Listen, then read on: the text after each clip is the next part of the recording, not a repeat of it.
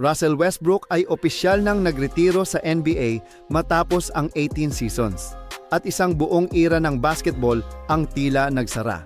Ang dating MVP at career leader sa triple-doubles ay nag-iwan ng record na 209 career triple-doubles, kabilang ang record na 42 triple-doubles noong 2016-17 season, kung saan nag-average siya ng triple-double at naging MVP. Hindi naging simple ang journey ni Westbrook. Mula sa pagiging explosive guard ng Oklahoma City Thunder hanggang sa Houston Rockets, Washington Wizards, Los Angeles Lakers, Los Angeles Clippers, Denver Nuggets, at Sacramento Kings.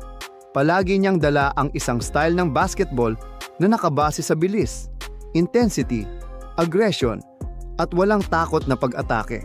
Sa kanyang 18-year career, naging 9-time All-Star, 2-time scoring champion, at miyembro ng NBA 75th anniversary team si Westbrook.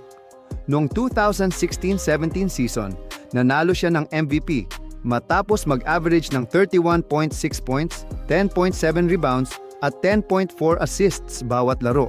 Ang pinakaimportanteng bahagi ng kanyang legacy ay hindi lamang ang mga numero. Siya ang klase ng player na kayang baguhin ang tempo ng isang laro sa loob lamang ng ilang possessions. Ang kanyang athleticism, explosiveness at relentless mentality ang naging trademark niya. Kahit madalas ding naging dahilan iyon ng mga debate tungkol sa kanyang shot selection at efficiency. Sa kanyang huling season kasama ang Sacramento Kings, nag-average pa rin siya ng 15.2 points bawat laro, patunay na kaya pa rin niyang mag-produce kahit nasa 37 years old na siya. Ngayon, wala nang susunod na season para kay Russell Westbrook.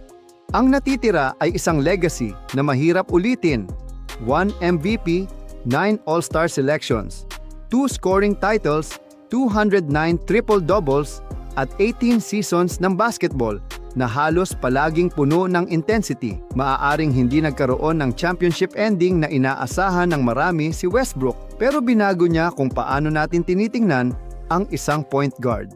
At ngayong opisyal nang natapos ang kanyang NBA career, malinaw na ang kanyang pangalan ay mananatili sa kasaysayan ng basketball bilang the NBA's all-time triple-double leader.